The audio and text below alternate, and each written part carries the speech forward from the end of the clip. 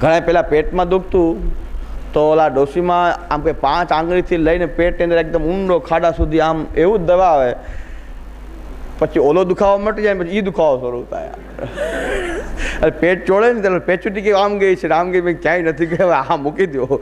એવો પેટમાં ઊંડો ખાડા સુધી ઊંડે છે કે પેચુટી હરખી બિહાડું છું એમ ડોસી લોકો કે પેચુટી ભાઈ પેચુટી તો ઠીક છે, પણ હવે આ દુખાવો એવો થાય, એટલો બધો ભાર થઈને ઊંડો સુધી આંગળીના 5 રાખી અને પેચુટી ક્યાંક સરખી આમ કરે, હવે આવી રહી છે, આવી હરખી આવી ગઈ છે, મેં આવી હોય કે ના કે મૂકી દો. આટલું બધું ચોળોમાં કે આટલું બધું ચોળવાથી ફાયદો નથી એમ. ઘણા કાંઈ નહીં તો પેટ તો ચોળે, પણ આવતો પેચુટી હરખી બેસાડવા જેવું ઊંડો સુધી આમ કે એવું આમ બેસાડીને કે શરીરમાંથી એવા રોગ ન હોય તોય ઊભા કરવા. હા, અરે સેવા આટલી સરળ, પુષ્ટિમાર્ગી જીવન જીવવું એટલું સરળ. અરે ભાઈ કાંઈ ન બનતું હોય તો શ્રી કૃષ્ણ શરણમ, તોય સ્વસ્થ છો તમે. શ્રી કૃષ્ણ શરણમમાં કરતા રહો તો તમે સ્વસ્થ છો.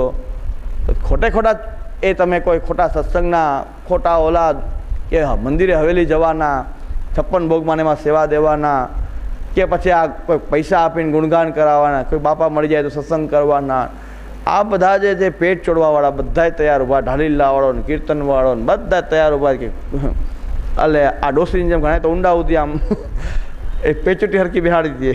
હવે પેચુટી હરકી બેસી હોય તો બેસે, પણ દુખાવો બીજો ઉપરો એ થઈ જાય. એટલે ડૉક્ટરો ખાસ કહે છે, ડૉક્ટર લોકો ખાસ કહેતા હોય છે, કાંઈ પણ દુખાવો હોય તો તેલ વગેરે લગાડવું, પણ ચોડવું તો નહીં. ડૉક્ટર બધાય કહે છે. ઓર્થોપેડિક વાળાને બતાવશો ને તે પહેલી સૂચના આપશે, એને ખબર હોય કે ઘરમાં ડોસ્યું તો હોય જ કે ચોડશે જ, કાંઈક થાય તો એવો ચોડવાનું શરૂ કરશે. ડૉક્ટર કે એ પહેલાં બંધ રાખજો, પહેલાં તમારે કાંઈ પણ દવા લગાડવી. ફ્રેક્ચર થયું હોય તો ડૉક્ટર એમ કહે છે કે ચોડતા નહીં, કે અંદર કંઈ બીજું કંઈ નાની એવી તુકભાન હશે તો ચોડીને કંઈક વધારે મોટી થઈ જશે, પછી ઓપરેશન કરવું પડશે. એટલે ચોડાવતા નહીં, કમસે કમ ખાલી કાંઈ લગાડવું હોય તો ઉપરથી લગાડો ખરા.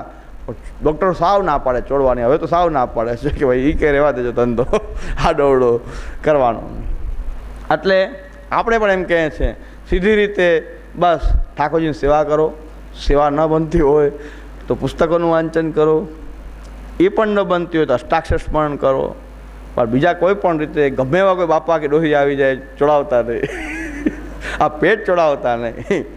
માલા પેરામણી કરવી જ જોઈએ, નકર નિકુંજમાં પ્રાપ્તિ નહીં થાય ને તમારા રજા નથી દીધી ને હજી ભટકતા હશે, જીવનો ઉદ્ધાર નહીં થાય. ઘણા આવશે આ ચોડવાવાળા બધા, પેટ ચોડીને સૂળ ઊભું કરવું, એ લાખ 2 લાખ 5 લાખ ખર્ચાવે નહીં ત્યાં સુધી શાંતિ નહીં થાય. આનંદથી સેવા કરો. તમારું દ્રવ્ય ઠાકોરજીને સમર્પિત છે, આત્મા પરિવારના સભ્યો બધાયનું સમર્પણ કરી દીધું છે. હવે એમાં કોઈ એક્સિડન્ટથી મરી જાય, કોઈ કારણથી મરી જાય, આવું બનતું હોય છે. કાંઈક ને કંઈક ઘણા અકસ્માત થતા હોય ત્યારે મોટી શંકાઓ ઉત્પન્ન થતી હોય, શું થશે, પાછળથી શું કરવું. ત્યારે પણ આપણે એક વિચાર કરવાનો છે કે આપણે પ્રભુને એ નિવેદન કરી દીધું છે સર્વનું, એને કેવી રીતે ઉદ્ધાર કરવો એ જાણે. આપણે શ્રી કૃષ્ણ આપણે એનું નિવેદન પ્રભુને કરી દીધું છે. પછી ત્યારે પણ કોઈ શંકા કુશંકા, કયા પોઈન્ટ ઉપર શંકા કુશંકા ઉત્પન્ન થાય ને એમાં ક્યાંક કોઈક લાભ લઈ જાય ત્યારે માલા પેરામણી કે ભાગવત સપ્તાહ કરી નાખો, આ કરી નાખો. અસ્વસ્થ માનસિક પરિસ્થિતિમાં આપણે અન્યાશ્રય કરી બેસીએ છીએ. ત્યારે પણ આપણે એક જ વાત જાગૃત રાખવી જોઈએ કે આપણે પ્રભુને નિવેદન કરી દીધું છે, પ્રભુની શરણાગતિ આપણે ગ્રહણ કરી લીધી છે. હવે કૃષ્ણને કરવું હોય તેમ કરે. ચિત્તું સિદ્ધને ચિંતા કરે, તું શું કામ ચિંતા કરે છે, એને જેમ કરવું હશે એમ કરશે.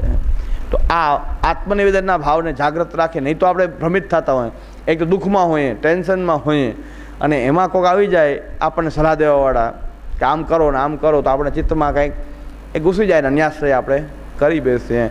એટલે એવું ન થાય. બધી વસ્તુની ચેતવણી આપી દઉં, કઈ કઈ પરિસ્થિતિમાં શું શું થઈ શકે એ બધી ચેતવણીના રૂપમાં બધું આપી દઉં કે આ આપણી મર્યાદા, આ મર્યાદાની અંદર રહેશું. જેમ લક્ષ્મણજી મર્યાદા દોરીને ગયા કે સીતાજીને કીધું આની અંદર રહેજો, ભાઈ ઘણાય અહીં મારી જ ફરે છે, અસુરો ઘણાય ફરે છે, એમ આપણે પણ આ મહાપ્રભુજી મર્યાદા દોરી છે એની અંદર રહેજો. ઘણાય લોકો એમ ફરી રહ્યા છે, બાપા ભગવતી ઘણા એમ કે કોઈ ઢાલી લીલાવાળો બનીને આવે છે ને કોઈ જોગી લીલાવાળો આવે છે ને કોઈ કાંઈક વાળો આવે છે, પણ ક્યાંક કોઈ મારીચામાં કોણ છે આમાં ખબર નથી પડતી. એટલે અંદર રહેવું, મર્યાદામાં રહીએ તો આપણે આનંદની પ્રાપ્તિ કરીએ. એટલે સેવા ફલનો અનુભવ.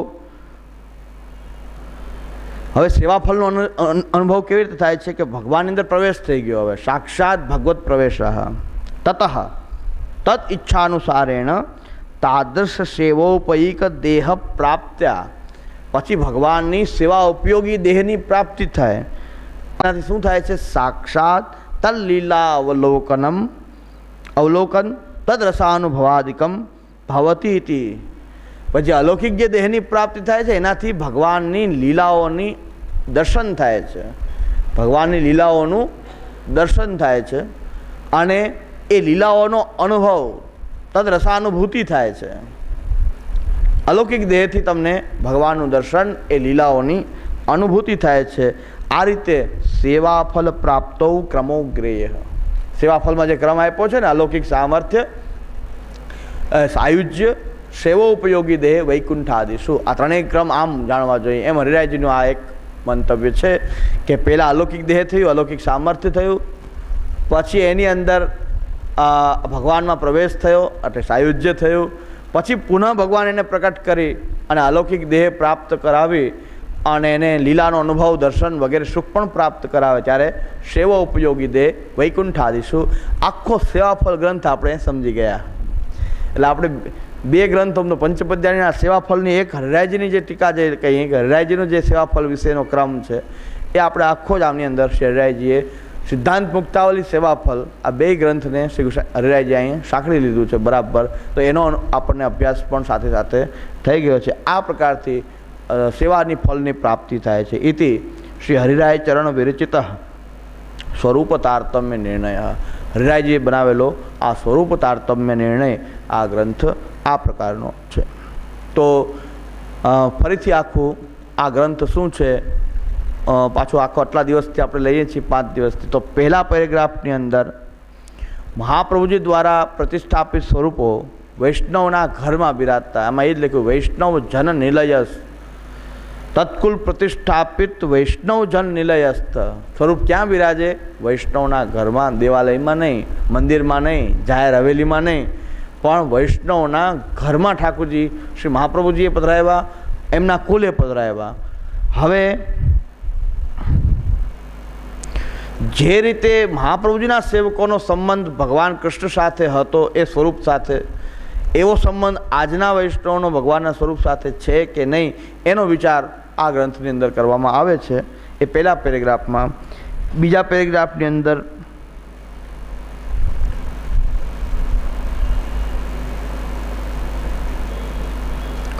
જેવી રીતે જેને પ્રત્યક્ષ અનુભવ નથી થતો ભગવાનનો એ સ્વરૂપમાં, પણ એટલો જ્ઞાન છે કે આ સ્વરૂપમાં જ પુરુષોત્તમ પ્રકટ થઈને મને અનુભવ કરાવશે, એ પ્રકારથી માર્ગની મર્યાદા અનુસાર જ્ઞાનપૂર્વક સેવા કરે તો દેહાંતે એને અનુગ્રહ બલથી સેવા ફળ પણ પ્રાપ્ત થાય. એ બીજા પેરેગ્રાફમાં કહેવામાં આવ્યું. ત્રીજા પેરેગ્રાફની અંદર જે લોકો ઠાકોરજીની સેવા કરે છે, જેમ ભાગવત પૂરું થાય ને હુંડીનો અધ્યાય થાય, કથાકારો હુંડીનો અધ્યાય વાંચે. હુંડીનો અધ્યાયમાં શું? પહેલા અધ્યાયની કથા, બીજા અધ્યાયની કથા, ત્રીજા અધ્યાયની કથા, ભગવાને આ પ્રગટ લીધું, કપિલદેવજીના સ્વરૂપે એ પ્રકટ થયા, ત્રીજા અધ્યાયની કથા પૂરી થઈ. એમ એટલે એ આખું ભાગવત કે હવે ચોથો અધ્યાય, ચોથો સ્કંદ શરૂ થાય છે. ચોથા સ્કંદની અંદર ધ્રુવજીનું આખ્યાન, ધર્મ અર્થ કામ પુરુષાર્થનું વર્ણન છે. ચોથો અધ્યાયની કથા, ચોથા સ્કંદની કથા પૂરી થઈ.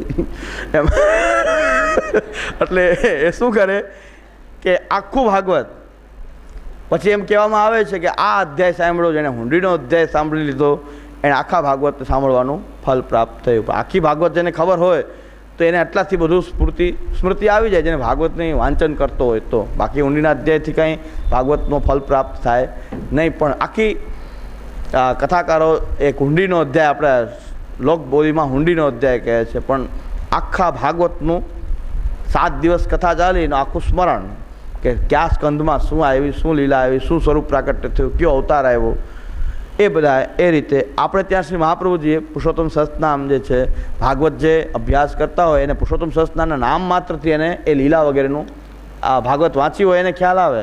ભાગવતનું અધ્યયન કર્યું હોય તો ખાલી નામ માત્રથી એને સ્મૃતિ થઈ જાય કે આ સ્કંદમાં આ લીલા, આ અધ્યાયની લીલામાંથી આ નામ બન્યું છે. તો એ મહાપ્રભુ પુરુષોત્તમ સહસ્રનામમાં જેમ કહ્યું, આ મોટા આવા ગદ્ય ગ્રંથ હોય ત્યારે શું ગ્રંથનો વિષય હતો એ આપણે લઈ રહ્યા છીએ. કે પહેલા પેરેગ્રાફની અંદર વૈષ્ણવનો સંબંધ, અત્યારના વૈષ્ણવનો અને મહાપ્રભુજી ગુસાઈજીના વૈષ્ણવનો સંબંધ ઠાકોરજી સાથે હતો એવો જ અત્યારે છે કે એમાં કાંઈ ફરક છે, એનું નિરૂપણ, એનો વિચાર કરવામાં આવ્યો જેને પ્રત્યક્ષ ઠાકોરજીનો અનુભવ સ્વરૂપમાં નથી થતો, પણ એટલો વિશ્વાસ છે કે અહીં જ ઠાકોરજીનો અનુભવ થશે અને માર્ગની મર્યાદા અનુસાર જો સેવા કરતા રહે તો અનુગ્રહ બલથી એને આગળ સેવા ફલ થશે. એનો ક્રમ આગળ બતાવી છે અમરરાયજી કહે છે, તો છેલ્લે બતાવે છે એ પછી જે સેવા કરે છે એને આવશ્યકતા એ છે કે જો એની સેવા અને સેવ્ય સ્વરૂપનું જ્ઞાન હોય તો જ એની સેવા જે છે આધ્યાત્મિક થાય. નહીં તો આધ્યાત્મિક એ કથા એ આધ્યાત્મિક સેવા ન થાય, આદિ ભૌતિક જ રહે. એટલે સેવા કરનારને જ્ઞાન બહુ જરૂરી છે. સેવ્ય સ્વરૂપનું જ્ઞાન, સેવાની રીતનું જ્ઞાન, માર્ગની મર્યાદાનું જ્ઞાન. આ જ્ઞાન ક્યાંથી પ્રાપ્ત થાય? શ્રી મહાપ્રભુજીના ગ્રંથોનો સ્વાધ્યાય કરવાથી આ બધું જ્ઞાન પ્રાપ્ત થાય. સેવા કરનારા માટે બહુ જરૂરી છે. નહીં તો ક્યાંક સેવા આધિભૌતિક થશે અને એના કારણે ભગવાનથી બહુ દૂર જવાનું એ પરિણામ ઉત્પન્ન થશે.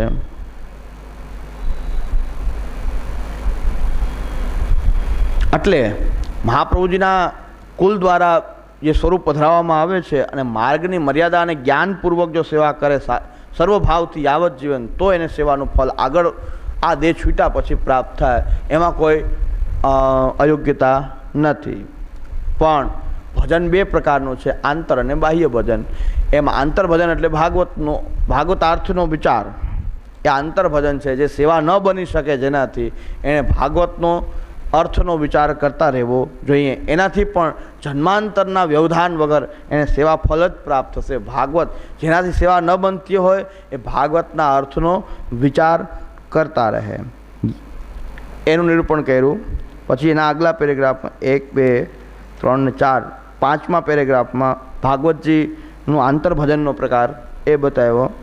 છઠ્ઠા એ પેરેગ્રાફની અંદર લોકાર્થી ચેત ભજેત કૃષ્ણમ, એ પ્રકારથી સેવ્ય સ્વરૂપનું જ્ઞાન, માર્ગીય સેવાનું જ્ઞાન ના અભાવવાળો જ્યારે સેવા કરતો હોય છે ત્યારે એ લોકાર્થી ચેત ભજેત કૃષ્ણમ એ ન્યાયથી હંમેશા ક્લેશવાળો રહે છે.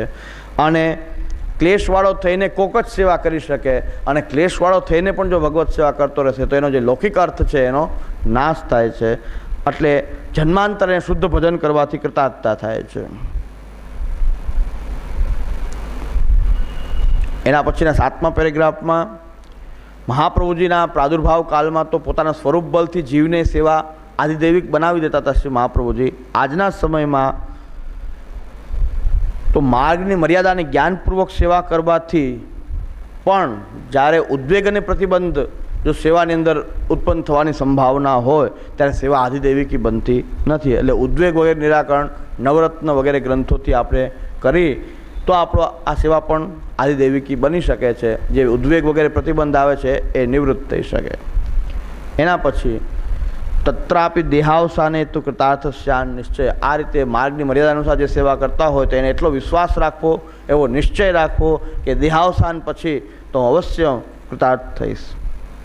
આ સમય કદાચ નથી અત્યારે પ્રભુ અનુભવ કરાવતા, તો દેહાંતે તો મને પ્રભુ કૃપા કરીને બધા અનુભવ કરાવશે જ, એવો દ્રઢ વિશ્વાસ રાખીને સેવા કરતા રહેવું જોઈએ.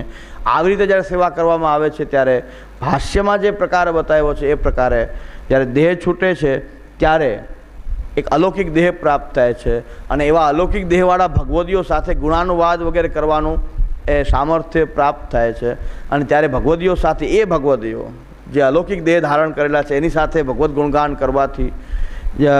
ગુણગાન કરવાથી ઉપાધિનાશે વિજ્ઞાને એ જે ઉપાધિરૂપ સંસાર વગેરે છે, અહંતા મમતા સંપૂર્ણપણે નાશ થાય છે. અને પોતાનો આત્મા છે અક્ષર બ્રહ્માત્મક છે એવું જ્ઞાન થાય છે. એવું જ્ઞાન થતાં પુરુષોત્તમ આવિર્ભાવ યોગ્યતા થાય છે. અને ત્યારે પુરુષોત્તમનો આવિર્ભાવ એ આત્મામાં થાય છે. જ્યારે એ આત્મા પુરુષોત્તમનો આવિર્ભાવ થાય છે ત્યારે આત્માનંદ સમુદ્રસ્તમ કૃષ્ણમેવ વિચિંતેત, એ આત્મીય આનંદના સમુદ્રમાં કૃષ્ણ જે રમણ કરી રહ્યો છે એનું ચિંતન કરવામાં આવે છે. ત્યારે એવી ભાવના કરવાથી સ્નેહની વૃદ્ધિ થાય છે. સ્નેહની વૃદ્ધિ થવાથી પ્રેમાવસ્થા થાય છે. ત્યાર પછી એના વિના રહી શકાય જ નહીં. એ પ્રકારથી અતિશય તાપોદય થાય છે. ત્યારે બધી ઇન્દ્રિયો તાપાત્મક બની અને એનો બધાયનો લય અંતે આત્મામાં થાય છે. એ દેહ ઇન્દ્રિયો સહિતનો જે આત્મા જે છે એનો ભગવત પ્રવેશ થાય છે. ભગવત પ્રવેશ થયા પછી ભગવાન એની ઈચ્છા અનુસાર એને બહાર પોતાની લીલાનો અલૌકિક દેહની પ્રાપ્તિ કરાવી અને લીલાનો અનુભવ, એ લીલાના દર્શન વગેરે એવું સામર્થ્ય એને પ્રાપ્ત થાય છે અને એ થવાથી અને સેવાનું જે ફલ છે પરિપૂર્ણ એ ફલની એને પ્રાપ્તિ થાય છે. આ ફલ પ્રાપ્તિમાં હરિરાયજી આવો ક્રમ ગણાવે છે. પણ આ એક જ ક્રમ છે એવું નથી. સર્વ ટીકાકારોના કંઈક ભાવભેદ ઘણા બધા છે. એ પ્રકારે પણ કોઈ પણ રીતે સેવામાં જ બધા જ ફલનો અનુભવ થાય છે. એટલે સેવા જ ફલરૂપ છે. સેવા અને સ્મરણ જ આપણી મુક્તિ છે. એનાથી બીજું કોઈ ફલ આ માર્ગમાં રહ્યું નથી. આ માર્ગમાં જેને બીજું ફલ જોતું હોય તો એને પુષ્ટિ માર્ગમાં ન રહેવું જોઈએ, પણ બીજા માર્ગોનું ચયન કરવું જોઈએ. સેવા જ ફલરૂપ લાગવી જોઈએ. આ હરિરાય ચરણનો સ્વરૂપ તારતમ્ય નિર્ણય આપણે ગ્રંથ બધાએ